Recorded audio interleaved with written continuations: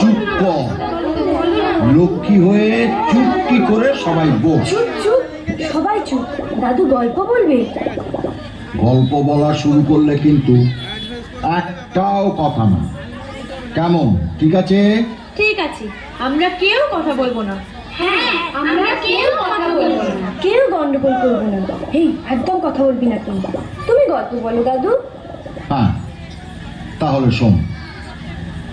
একটা রাজ্য ছিল, সেই রাজ্যের নাম দিগনগর। দিগনগর? সে আবার কোথায় দাদু?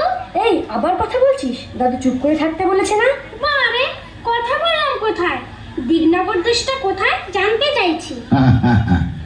দিগনগর অনেক অনেক দূরে, সাগর নদী জঙ্গল পাহাড় ছাড়িয়ে সে এক রূপকথার দেশে।